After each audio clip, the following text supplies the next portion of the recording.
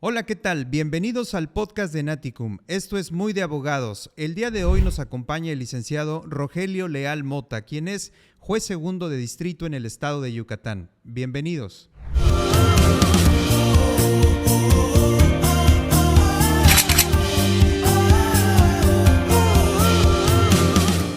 Estimado juez Rogelio Leal, bienvenido al podcast de Naticum. Me da mucho gusto saludarlo.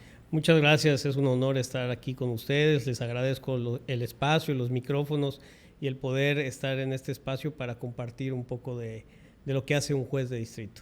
Maravilloso, señor juez.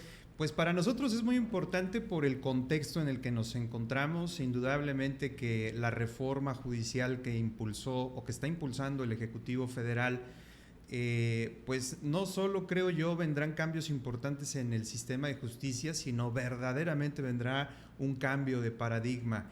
Y qué mejor que pues invitarlos a ustedes, señor juez, a que platiquen con nosotros, con nuestra audiencia, de qué es lo que está pasando con esta reforma judicial, de qué manera va a impactar no solo la vida de los juzgadores y de las juzgadoras, sino además también de qué manera va a impactar a quienes acudimos por servicios de administración de justicia, porque esto también implica no solo a quienes postulamos en los juzgados de distrito, sino además también a nuestros clientes, ¿no? que también nos han externado preocupaciones. Entonces, le agradezco mucho su tiempo, señor juez, y le damos la más cordial bienvenida. Por supuesto que queremos conocer un poco de usted. Entonces, sería, creo yo, conveniente comenzar con algunas preguntas alrededor de su formación, porque creo que es un punto muy relevante para la opinión pública. Pues, ¿cómo se forma un juez? ¿No? Claro. ¿Cómo se forma un juez? ¿Usted estudia la licenciatura en Derecho en qué universidad? Yo estudio la licenciatura en Derecho en la Universidad de Jalapa, en Jalapa, Veracruz, en el estado de Veracruz. Ahí estudio la universidad, concluyo la universidad y pues me dedico un poco al litigio, ¿no? Bueno, ya a mediados de la universidad había un despacho gratuito en la universidad y estoy dedicado al litigio también, pues para precisamente foguearme en estas cuestiones de los menesteres judiciales. Posteriormente hago servicio en algunos juzgados de primera instancia. También estuve muy involucrado en la materia laboral, ¿no? Entonces también hice servicio en la Junta Local de Conciliación y Arbitraje, en la Secretaría del Trabajo, y bueno, en ese entonces era Dirección del Trabajo, ¿no? Todavía no había secretaría en Veracruz, pero ahí estuve haciendo algún servicio hasta que posteriormente soy invitado al Poder Judicial de la Federación. Y pues como casi todos los que estamos en el Poder Judicial de la Federación entramos como meritorios, ¿no? Yo entro como meritorio en septiembre, ¿no? No, en enero, perdón, en enero, y hasta septiembre del 2000 es que tengo una oportunidad de oficial judicial y me dan un nombramiento por 15 días, en virtud de que en el lugar, en Jalapa, se abre un nuevo tribunal colegiado y esto abre los espacios a todas las personas que estábamos ahí como meritorias, porque se va gente de ese tribunal donde yo estaba a aperturar el otro tribunal y se empiezan a abrir los espacios. Entonces el magistrado con el que yo estaba dice, bueno, te voy a dar un nombramiento de 15 días, esperando a que el nuevo magistrado que llegue, pues vea tu trabajo, lo valore y vea si te da una oportunidad o te sigue dando la oportunidad. Y así es como yo entro en septiembre del 2000 en el Poder Judicial de la Federación y ahí me empiezo a formar, nada más que yo ya para esas fechas yo ya estaba proyectando.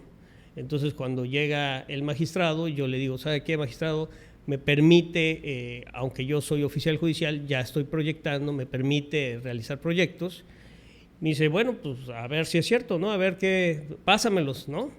Y me da la oportunidad y así es como proyectando ya, siendo oficial judicial, pues al cabo de 4 meses se da una oportunidad de actuario y me la dan en virtud de que pues ya estaba yo pues realizando una tarea más allá de lo que me tocaba como oficial judicial, ¿no? Que es el oficial judicial pues transcribe las constancias, es el escribiente, por decirlo, ¿no? Claro. Y así es como llego a actuario. Posteriormente, como actuario, sigo proyectando y propiamente ya me dejan como actuario proyectista, y pues solo que faltara algún actuario, pues me iba a la calle a notificar, ¿no? Claro. Pero por las necesidades propias del órgano de abatir el rezago y todo esto, pues echan mano de todo mundo para efecto de que pues se pueda ir proyectando, ¿no? Esto no implica que los proyectos obviamente eran revisados, como yo era oficial judicial y luego actuario, pues eran revisados por el magistrado, y el magistrado es el que los acordaba y decía si estaban bien o no, ¿no? Por supuesto. O a veces eran revisados por un proyectista, un secretario proyectista, que era el que los avalaba, y entonces pues ya así es como salían los proyectos, ¿no? Para que nuestra audiencia tenga claro esta parte, señor juez, es muy importante. Dice usted, inició como meritorio. Así es. Cabe destacar aquí para nuestra audiencia que el meritorio no cobra. No. El meritorio va a ganarse un lugar al espacio en donde pues pretende acceder, ¿no? En este caso, en el Poder Judicial de la Federación. Y puedo decir que es el caso de muchos jueces, muchas juezas, muchas magistradas que deciden acercarse al Poder Judicial y comenzar prácticamente en la punta, en el inicio de la cadena, en el primer eslabón, vamos, de esta cadena, ¿no? Pero sí destacarle a nuestra audiencia, el meritorio no cobra. 9 meses sin cobrar, nos comenta usted, ¿no? Así es, correcto. Sí, el meritorio no cobra. En aquel entonces tenía el nombre de meritorio, ¿no? Así éramos denominados. Ayudábamos al oficial judicial en lo que se podía, etcétera, ¿no? Ya en la actualidad este meritorio pues ya no se le llama como tal. En la actualidad pues el Poder Judicial ha ido evolucionando, y precisamente para evitar esta circunstancia que estuviera una persona ya sea llevando a cabo su servicio social o haciendo estas tareas sin tener ninguna remuneración, fue que se creó el programa de prácticas judiciales. Correcto. Y actualmente al practicante judicial se le da un apoyo de un salario mínimo para que pueda llevar sus funciones, porque estamos hablando de gente que pues de repente pues llega de todas las universidades, ¿no? Y obviamente también universidades públicas, y pues a veces la gente pues no tiene los recursos para estarse trasladando de la universidad al órgano, luego del órgano a la universidad a su casa, y pues esto implica un gasto. Entonces el Poder Judicial, con esa preocupación de este tipo de personas, pues dijo, bueno, vamos a darle un apoyo. Y a quien lo requiere, se le da el apoyo de practicante judicial, pero no tiene un salario como tal, ¿no? Claro. Es un apoyo que se le da. Entonces, obviamente quiero destacar que yo entré de oficial judicial de la manera que les digo, y posteriormente, ya para actuario, tuve que presentar un examen. Y después de actuario, para ser secretario, tuve que presentar otro examen que me lo ponían en la Ciudad de México, con varios sustentantes, con otros aspirantes a secretarios, donde pues te hacen un cuestionario y te ponen un proyecto de resolución para que tú lo resuelvas. Es calificado en ese entonces por el Instituto de la Judicatura Federal, y de ser aprobatoria tu examen, pues entonces podías ya acceder al cargo. Esto es, no es que el magistrado dijera, oye, pues me caes muy bien y pues te voy a dar el nombramiento y listo. No, no, no.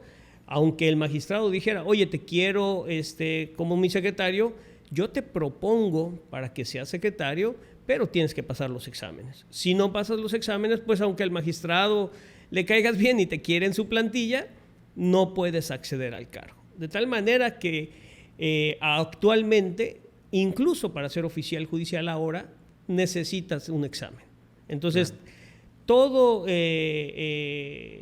la forma de subir en los cargos en el Poder Judicial es a través del mérito. Después de secretario, para ser juez, igualmente exámenes, y exámenes rigurosos que concursamos con más de 1,500 personas. En mi caso, yo concursé con más de 1,500 personas para quedar 20 jueces. De ahí nos van haciendo recortes de esas 1,500 personas, de un cuestionario, de una base, de un catálogo de preguntas, de más de 1,500 tesis, 2,000 jurisprudencias que debe uno estudiar. El examen consta de 100 preguntas. contesta uno las preguntas y los porcentajes más altos son los que pasan a la siguiente fase. En la siguiente fase, pues va a ser un examen de proyecto, que debes realizar un proyecto durante un tiempo que te dan, de 8 horas máximo para realizar el proyecto, y lo único que tienes a la mano es la ley de amparo, las leyes correspondientes al estudio práctico que va a realizar uno, al caso hipotético que te presentan, y ahí no van nombres, ahí únicamente van números. Nos dan un código de barras y ese es tu número. ¿Para qué? Para que quien revise esos exámenes no sepa quién es el que lo hizo, ¿no? Claro. Entonces, después de eso viene un examen oral con 3 sínodos, que es un magistrado, un juez y un consejero, y en ese examen oral tienes temas por insaculación que sacas y dices, bueno, este tema me tocó, lo expones y posteriormente a ello, pues entonces ya vas a tener que, los sínodos te empiezan a formular preguntas, ya sea sobre el tema que tú expusiste o ya sea sobre la función a la que estás aspirando de juez o ya sea sobre el caso práctico que resolviste, por qué lo hiciste de esta manera. De tal manera que estos 3 filtros, aunado a que después te califican si has hecho maestrías, cuántos cursos tienes en el Poder Judicial, cuántos años tienes en el Poder Judicial, y así es como se puede acceder al cargo de juez de distrito hasta ahora. Lo mismo para magistrado. O sea, los jueces de distrito para acceder al cargo de magistrado tienen que seguir la misma línea. Por supuesto. Estas 3 fases de examen y todo, y lo mismo se califica, ¿no? Si tienen maestría, si tienen doctorado, y todo va por puntaje. De tal manera que es la circunstancia que ahora nos digan que pues cualquiera puede realizar la función de juzgador, pues nos daña profundamente porque decimos, han sido años de estudio, de trabajo, de esfuerzo para llegar al cargo, y ¿cómo llegamos? No le debemos el cargo absolutamente a nadie más que a tu propio mérito. Eso es lo importante de la carrera judicial. Y así, como vemos desde el primer cargo, ahora que ya forma parte de la carrera judicial, que también eso se transformó, el oficial judicial, el actuario, el secretario, el juez, el magistrado. Cualquiera de esos cargos es única y exclusivamente a través de tu mérito. Nadie te puede dar el cargo solamente porque le caes bien, y menos ahora por ser votado, ¿no? Sí, que ya entraremos a ese tema, rubro, ¿no? Pero es muy interesante, señor juez, porque en pocos minutos nos acaba de describir pues prácticamente 24 años de su vida, porque nos comenta que usted en el 2000 arranca con este proyecto como meritorio y dentro de la carrera judicial pues prácticamente recorre la carrera judicial hasta poder llegar al cargo de juez de distrito.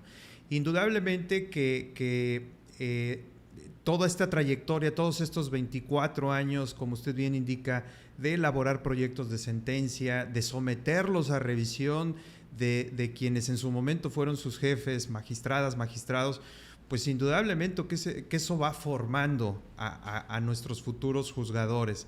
Y como usted bien lo indica, es una carrera que es un conocimiento, es una experiencia que no se adquiere de la noche a la mañana, que no nos lo va a proporcionar indudablemente el voto popular. Y ya entraremos a ese punto.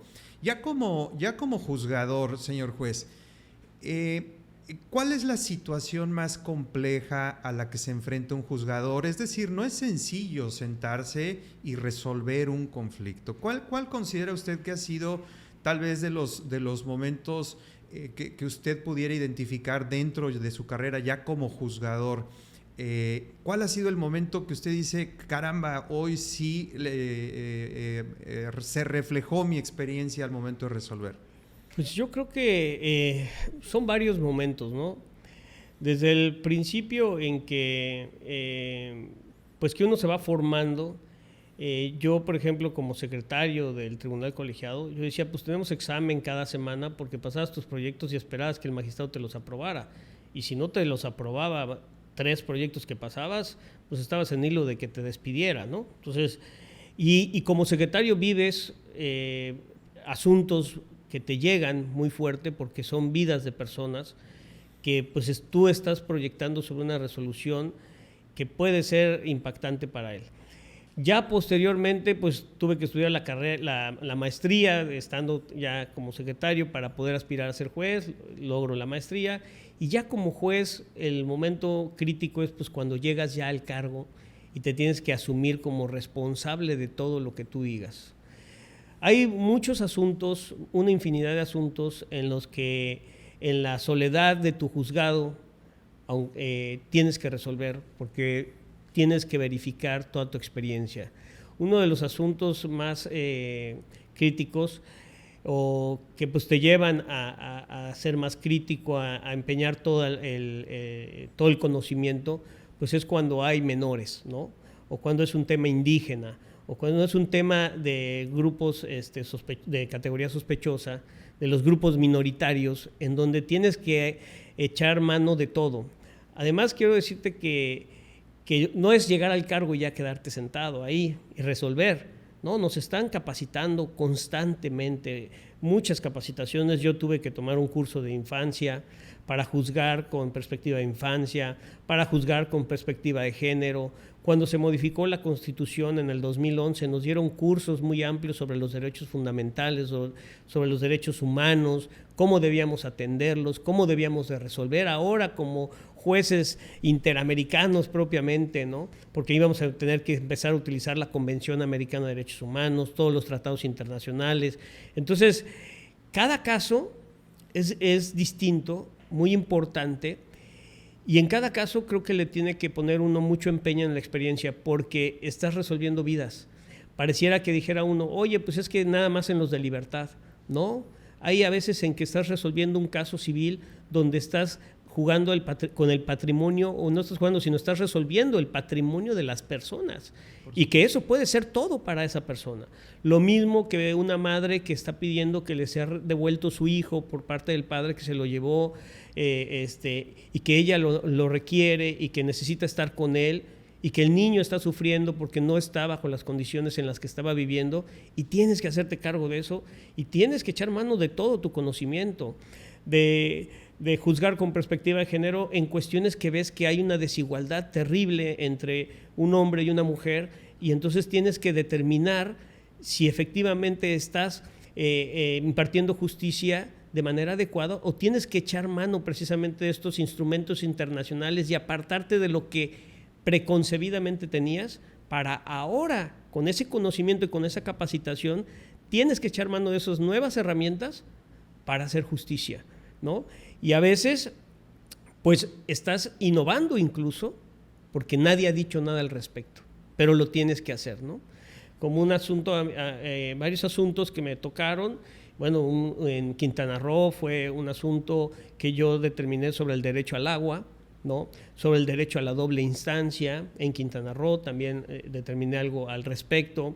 Y precisamente en haciendo uso de esos instrumentos internacionales es que pude llegar a emitir esas determinaciones. ¿Con base en qué? Pues en la preparación previa que ya me habían dado también por parte del Consejo de la Judicatura Federal, en las capacitaciones constantes que tenemos, igual que los migrantes, ¿no? Que ahora es un gran tema el de los migrantes, y que cada día tenemos los jueces, el derecho es muy dinámico, y los jueces tenemos que estarnos reevaluando y repreguntando si lo que estamos resolviendo es lo más adecuado para las personas, para los justiciables, ¿no? Por supuesto, sí, y es totalmente corroborable lo que usted dice, porque vamos a dejar aquí en la descripción del video la liga a su currículum, porque de verdad me sorprendió la cantidad de cursos que usted ha recibido como juzgador federal, y que dan cuenta, pues efectivamente, de estas distintas áreas que el juez debe de cubrir en cuanto a conocimiento para estar en condiciones de emitir un pronunciamiento, de emitir una resolución. Y como usted bien indica, en las manos de ustedes está el patrimonio de quienes acudimos por justicia, ¿no? Está la libertad, está la dignidad de la persona humana. Y pareciera sencillo, ¿no? Porque de repente por ahí se escucha como que pues vamos a cambiar el método para seleccionar a nuestros jueces y cualquiera podría ser juez.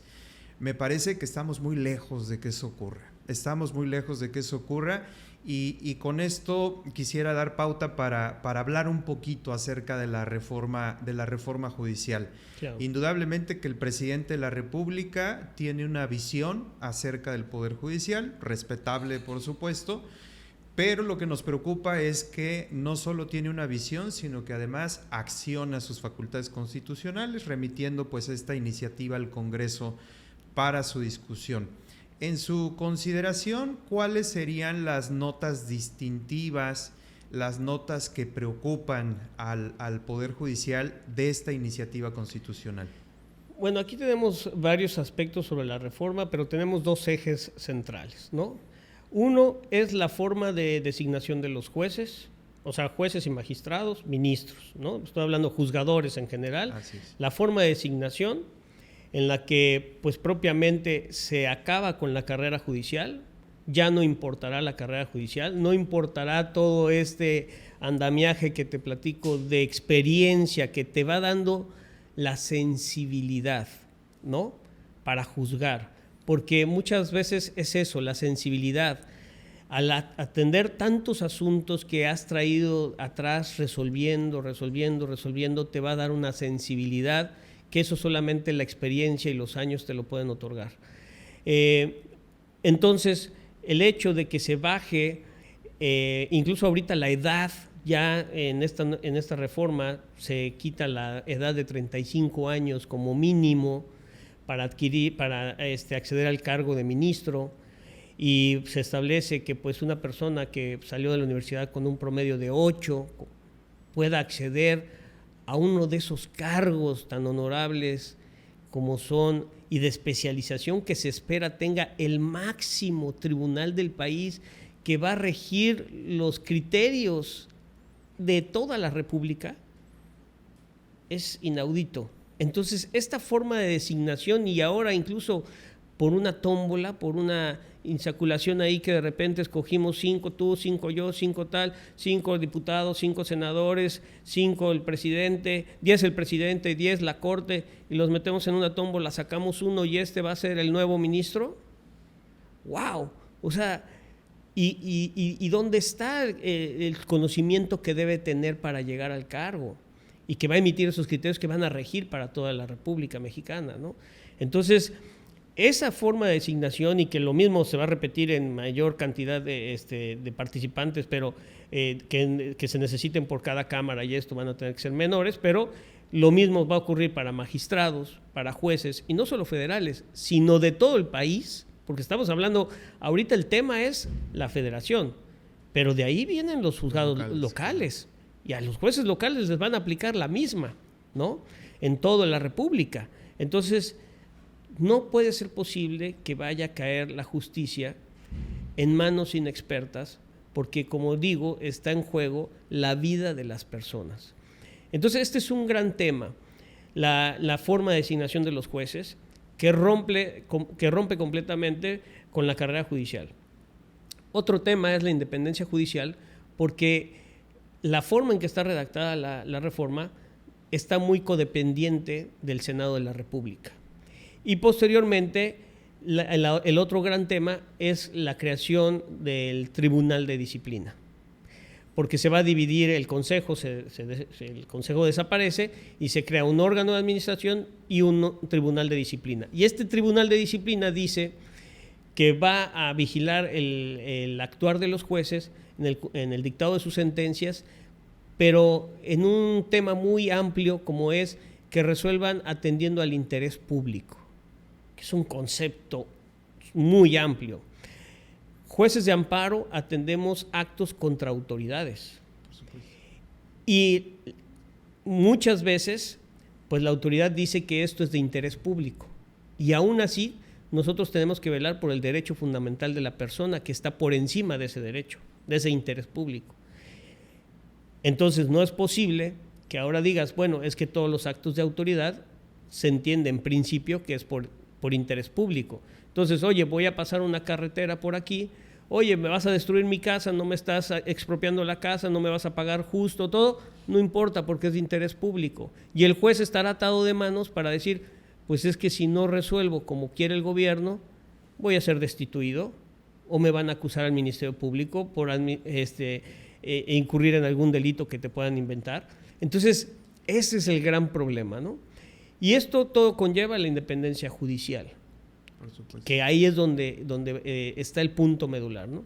Que la independencia judicial se debe entender que no es un derecho exclusivo del Poder Judicial Federal. La independencia judicial es un derecho de todos. La población espera que cuando acuda a sus jueces sean independientes y autónomos de los otros poderes. Y nosotros esperamos poder resolver los asuntos que son sometidos a nuestra potestad, a nuestro conocimiento, con esa independencia judicial, abstraídos completamente de cualquier injerencia de los otros dos poderes. Así es.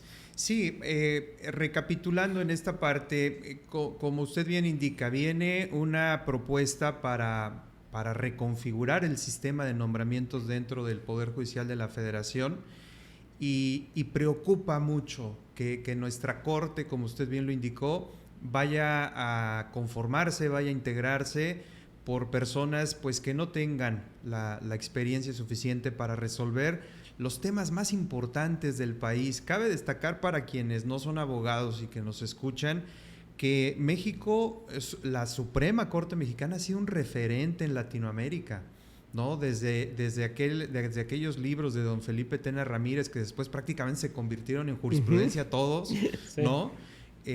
Nos hemos convertido en un referente en Latinoamérica y claro que a quienes nos dedicamos al tema constitucional no nos gustaría que eso se perdiera. Evidentemente hemos tenido ministros de carrera judicial y ministros que provienen de la academia, tal vez algunos, pero algunos de ellos muy brillantes. Algunos de ellos aportaron no solo a la Corte, no solo al Poder Judicial, han hecho grandes aportaciones a México, al constitucionalismo mexicano.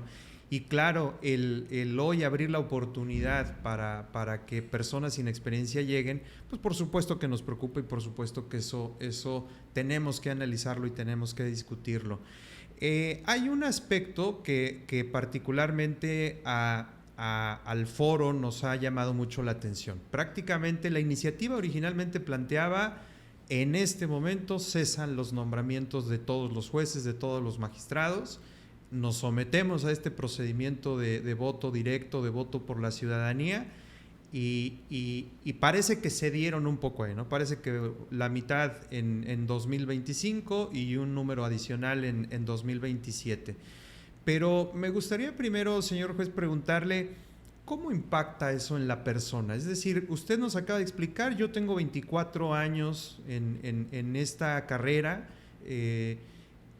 y hoy viene el presidente de la República con un Congreso en mayoría. ¿Cómo le impacta primero a la persona? Pues sí, impacta en gran manera, ¿no? Porque hay una cuestión ahí que se ha destacado mucho a nivel internacional, que es el proyecto de vida. Impacta en tu proyecto de vida. Tú, además, como juez, como magistrado, es tu único ingreso el que tienes, porque no puedes tener un ingreso distinto. Es más, puedes dar clases y no debes cobrar, ¿no? Entonces, no puedes tener ninguna otra actividad extra que lo único que te paguen sea el Poder Judicial de la Federación. Entonces, estamos muy acostumbrados a vivir únicamente de eso. No tenemos otra cosa. El tiempo que ocupamos en la resolución de los asuntos no te permite ni siquiera tener un negocio alterno, no te permite tener negocios de otra naturaleza porque no tienes tiempo para cubrirlos. Entonces, realmente impacta en tu proyecto de vida. Cada juzgador en una situación distinta le va a impactar de manera particular. ¿Por qué? Porque habrá quienes ya tengan hecho un patrimonio, pero hay personas que apenas han sido nombradas y no han tenido la oportunidad de crear un patrimonio, pero no obstante los años que tengan en la carrera judicial, pero que pues tampoco los sueldos, como se dice, son estratosféricos y permiten llevar una calidad de vida buena, pero no para hacerse millonario ni para hacerse rico en el Poder Judicial, no es así. Entonces, esta circunstancia, pues en lo particular a mí me impacta muchísimo porque es mi proyecto de vida, es a lo único que yo me dedicaba. obviamente pues también le impacta de manera importante a mi familia, porque pues no solamente es uno, tiene uno familia y pues se impacta en los pagos de colegiaturas, en los pagos de renta, en los pagos de hipotecas, en los pagos de todo, va a impactar, ¿no? Y esto pues va a traer, pues te trae un problema psicológico que ya desde antes que se propuso esta reforma y todo, y que ha venido caminando, a todos los jueces y a todos los juzgadores nos ha impactado psicológicamente de manera muy importante. Tenemos que estar resolviendo con medio concentrados porque nos están apabuleando, nos están golpeando y aparte tenemos que resolver, y la concentración es difícil alcanzarla en los términos cuando trabajábamos de manera tranquila sabiendo que podíamos realizar nuestro trabajo de forma correcta. Y ahora con esta circunstancia ha impactado de manera muy importante. Hay gente que se ha deprimido mucho.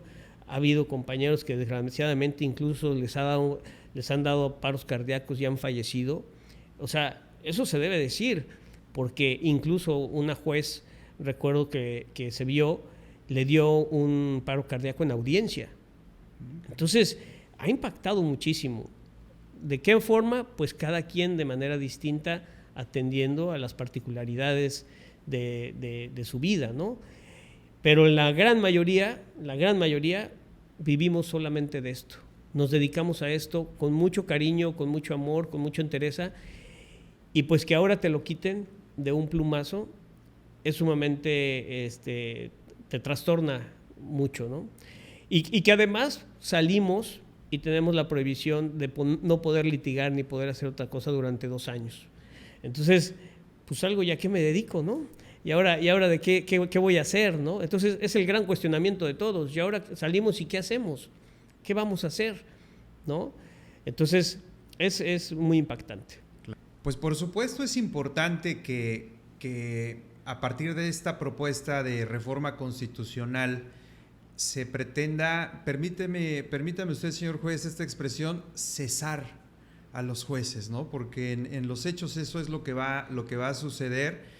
En México, como en muchas partes del mundo, tenemos el derecho a la estabilidad en el empleo y por supuesto que si bien es cierto, cuando aceptamos formar parte del servicio público, sabemos que hay ciertas condicionantes para que el cargo concluya, pues lo cierto es que la carrera judicial de alguna manera les da ese derecho, les reconoce ese derecho, les permite continuar en el ejercicio de la función pública, particularmente como jueces, y como usted nos lo explicaba al inicio de la charla, no solo mantenerse, no solo la continuidad en el cargo, sino además la posibilidad de aspirar a continuar creciendo en la carrera judicial. Creo que cualquier empleado, llámese servidor público o un empleado del sector privado, pues aspiramos a eso, ¿no? Nos encantaría que nuestro espacio de trabajo nos dé la oportunidad de crecer, de verdaderamente con conocimiento demostrar nuestra capacidad y aspirar a lo que sigue. Desafortunadamente hay quienes no coinciden, ¿no? Y es muy triste porque pues carreras judiciales como la de usted o como la de algunos otros juzgadores y juzgadoras federales muy brillantes indudablemente se verán afectadas. Y bueno, pues parece que tendremos que enfrentar, no solo ustedes, sino además también la ciudadanía en general, pues el famoso llamado al voto popular, ¿no? Pareciera que ahora todos tendremos que salir, y digo todos los mayores de edad, todos los que tengamos una credencial para votar, pues tendremos que en junio de 2025 salir y elegir a nuestros jueces. ¿Cómo ven ustedes desde el interior del Poder Judicial este sistema? ¿Se ven ustedes haciendo campañas? ¿Se ven ustedes pues prácticamente convertirse en políticos? Porque pues yo no conozco a alguien que no llame al voto si no es un político. Nos preocupa mucho desde este punto de vista, señor juez, 2 cosas.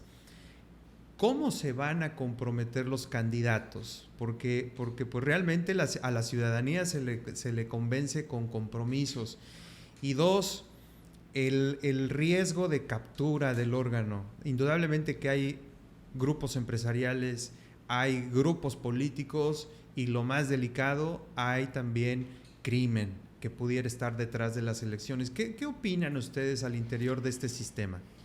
Bueno, mira, retomando un poco lo que hablabas ahorita de la permanencia, hay un punto muy importante antes de contestar la pregunta concreta, que esa es otra parte de la reforma. La permanencia concluye también, ¿no? Hasta hoy teníamos por la Constitución garantizada la permanencia, ¿no? En cuanto a que decías, bueno, yo tengo la posibilidad de, una vez ratificado como juez, después de 6 años, me ratificaban como juzgador y hasta los 75 años estaba yo. Entonces, esta reforma que curiosamente, a diferencia de todas las reformas que aplican hacia el futuro, esta aplica hacia el pasado, o sea, va hacia atrás y te causa perjuicio, pues trae consigo que ahora los jueces nada más duren en su encargo 6 años y después podrían ser reelectos, ¿no? Pero ya no está la permanencia, van a poder ser reelectos, ¿no? Entonces es otro punto muy importante, porque bueno, pues nada más cumplo 6 años, como sea, y me voy. O cumplo 6 años, los primeros 6 años los trato de cumplir de la mejor manera para poder ser reelecto y entonces estar resolviendo en favor para tratar de agraciar a las partes. Y nosotros no podemos agraciar a las partes, ¿no? Nosotros tenemos que resolver conforme a derecho, ¿no? Entonces, y así es como resolvemos. Ahora, nosotros viéndonos, dicho esto, viéndonos en esta situación, pues sin duda alguna habrá compañeros que quisieran participar, ¿no? O que vayan a prestarse en la participación.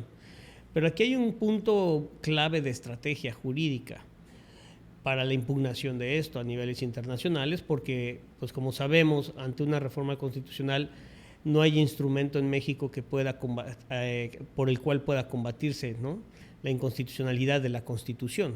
Claro. No es factible. Entonces, solamente a través de la convención, a través de instrumentos internacionales como la Corte Interamericana de Derechos Humanos, ahí sí, y ya hay precedentes muy claros donde se ha dado la razón a jueces en este tipo de casos que se han hecho, ¿no?, en otras entidades, en otros países. Por consiguiente, por estrategia jurídica, habrá que reflexionar si es válido participar, porque el hecho de que tú participes es aceptar la reforma como tal.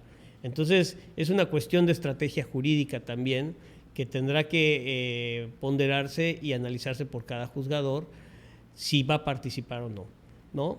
La gran mayoría, pues se dice que no nos vemos haciendo ese tipo de cosas, porque ¿qué vas a ofrecer?, ¿no? O sea, además, por ejemplo, decían por ahí, decían, va a haber espacios, spot publicitario en radio, televisión. Un spot publicitario en radio te cuesta 750,000 pesos, de los cuales no tienes, de los cuales no cuentas como servidor público, para poder estar invirtiendo esa cantidad de dinero para tu imagen, para que la gente te conozca, etcétera. Entonces, ahí va a entrar el problema y nosotros no estamos acostumbrados a eso. Entonces, no tenemos incluso mucho contacto con el público porque los jueces somos un grupo que se lleva y se relaciona con sus propios pares, con su propio personal. Es un grupo cerrado en el sentido de que pues siempre estás pensando, oye, no voy a ir a esta comida, tal vez me invita a esta persona, pero no vaya a ser que tenga un asunto conmigo y entonces esto me crea problema, me crea un conflicto de interés, entonces no lo haces. Entonces, esa formación la traemos. Va a ser sumamente difícil despojarse de esa formación y estar buscando quién te pueda financiar, que aunque la ley dice nadie los va a poder financiar, pues entonces ¿cómo vas a hacer campaña, no?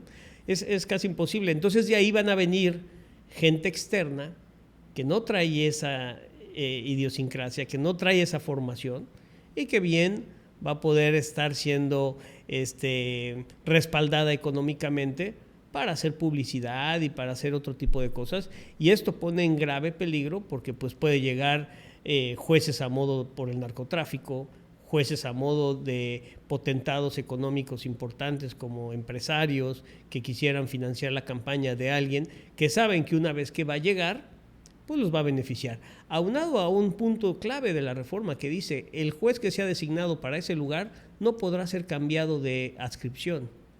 Entonces esto quiere decir que está acotando el poder en las personas. Por ejemplo, vamos a poner aquí Yucatán, pues todos los empresarios que quisieran que siempre se resolviera a su favor, pues oye, te financio por debajo del agua, llegas, pero pues no vas a poder resolver en contra, o sea, no vayas a hacer eso, yo te financié, ¿no? Y si te quieres reelegir, oye, acuérdate, ¿no? Entonces, esto pone en grave peligro la autonomía e independencia, ¿no? Entonces, realmente creo que muy pocos juzgadores actualmente, jueces y magistrados, a eso es a lo que me refiero, se podrían ver participar en una elección.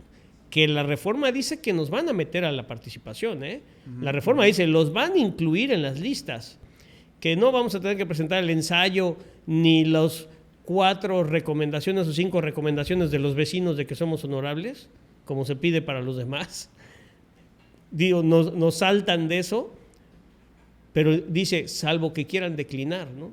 Y entonces ahí es donde va a estar el punto de los que quieran declinar, claro, para precisamente, como estrategia jurídica, no aceptar la reforma, por una parte, ¿no? Y por otra, porque pues bueno, no sé, también yo creo que va a ser un poco una simulación, porque llegamos a estos extremos por la simulación que se hizo de que no nos dejaron participar en los foros que se hicieron.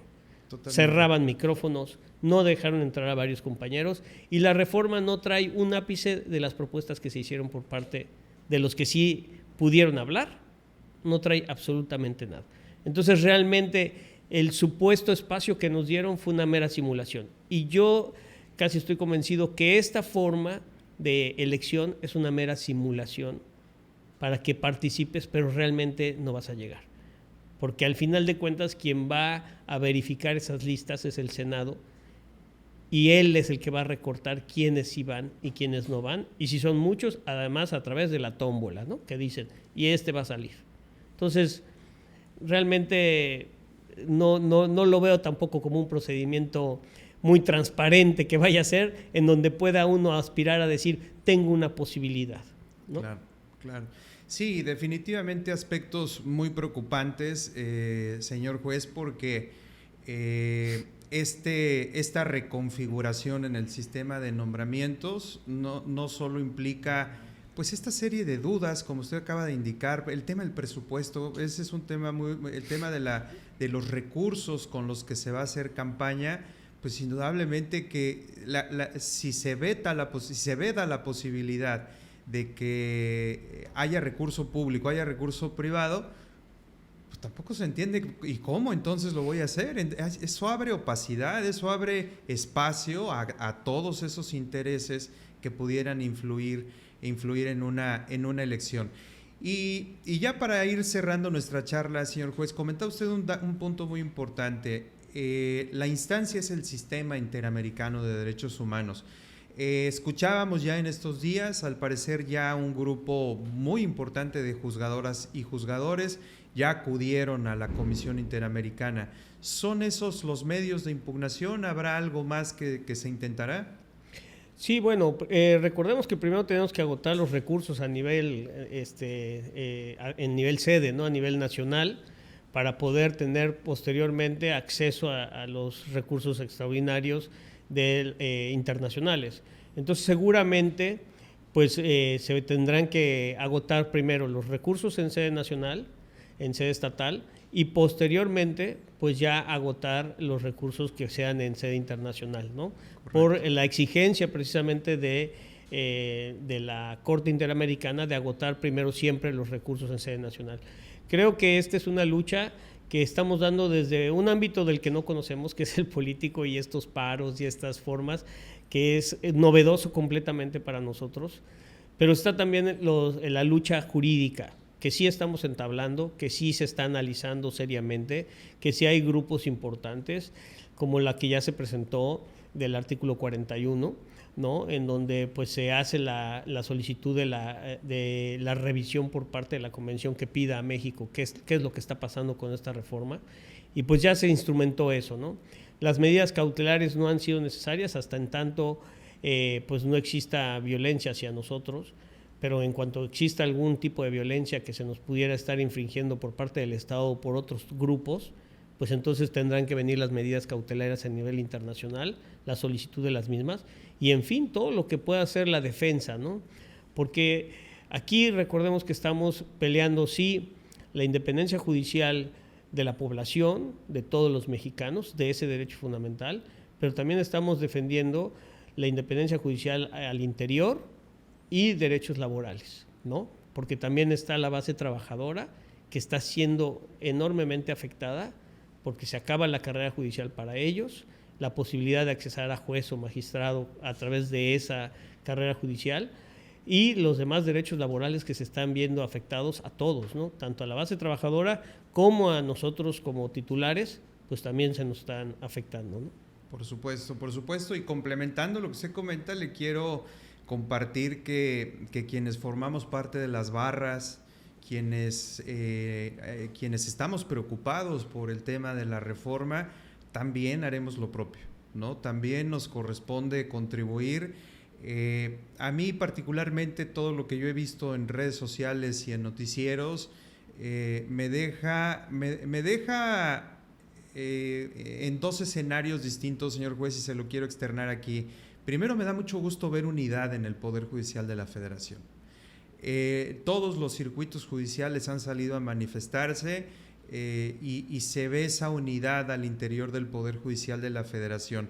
Y creo yo que hoy es momento que quienes decimos que somos constitucionalistas nos tenemos que sumar, aunque no formemos parte, nos tenemos que sumar porque hablábamos de una corte independiente, de una corte que ha sido un referente y de muchos de ustedes, juzgadoras y juzgadores, que son referentes para muchos de los abogados que trabajamos en este sistema de justicia constitucional. Se lo externo de manera franca y muy sincera. También Gracias. haremos lo propio, lo que nos corresponda desde esta trinchera, señor juez. Y pues no me resta más que agradecerle que nos haya regalado estos minutos. No sé si quisiera cerrar con alguna conclusión. Pues agradecerle nuevamente, le agradezco este apoyo que nos están dando. Es importante porque el Estado de Derecho está en juego. Así claramente, ¿no? El Estado de Derecho está en juego porque dentro del Estado de Derecho está la división de poderes. Y esta división de poderes está muriendo porque dos poderes se están apoderando del tercer poder, que es el Poder Judicial. Y se están apoderando de una manera artera y están acabando con la independencia judicial y están acabando con todo lo que existe de la carrera judicial para un fin que todavía no tenemos claro cuál es, pero que sí causa mucho perjuicio. Y decir pues a todos tus escuchas, a todos tus oyentes, a todo tu auditorio, que no crean que la injusticia que se está haciendo con nosotros no les va a alcanzar a ellos. Ahorita tal vez mucha parte de la sociedad creen que es un problema del Poder Judicial, creen que es un problema de los jueces, de las personas que trabajamos en el Poder Judicial Federal, después será en el local, después en los órganos autónomos, pero ahorita lo ven de lejos. Pero la injusticia te va a alcanzar tarde que temprano. Si permitimos que se cometa esta injusticia en esta parte que es la autoridad, los juzgadores somos el gran contrapeso contra los abusos del poder de la autoridad, tarde que temprano esa autoridad va a cometer un abuso en tu perjuicio y no va a haber quien te ampare, quien te escuche y quien te proteja. Porque va a haber jueces a modo, jueces que únicamente van a resolver en favor del gobierno. Y tenemos un claro ejemplo ahorita en las elecciones de Venezuela. Ahí está el Poder Judicial, resolvió a favor de Maduro, a pesar de las actas y que todo está diciendo que no ganó él, pero el Poder Judicial está cooptado.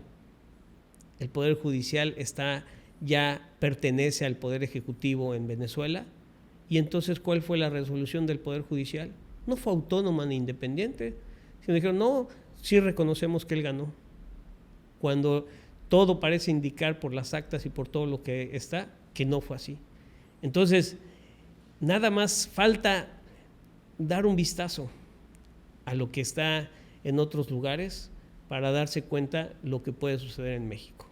Entonces, es un grave peligro. Esperemos contar con el apoyo de la sociedad en esta lucha, porque es una lucha que no es exclusiva de nosotros, es una lucha por México, es una lucha por los derechos fundamentales de todos y porque podamos seguir viviendo en un Estado de Derecho. Muchísimas gracias, señor juez. Le apreciamos mucho sus minutos, que nos comparta todas estas reflexiones. Permítame usted, de manera muy sincera y respetuosa, estas reflexiones valientes en tiempos donde, como usted lo indica, son momentos de crisis para el constitucionalismo mexicano y hay que defender a la Constitución, por supuesto. Muchísimas gracias, señor juez. Quisiera agradecerle a toda nuestra audiencia, darles las gracias por escucharnos, recordarles que se suscriban a nuestras redes sociales. Hasta la próxima.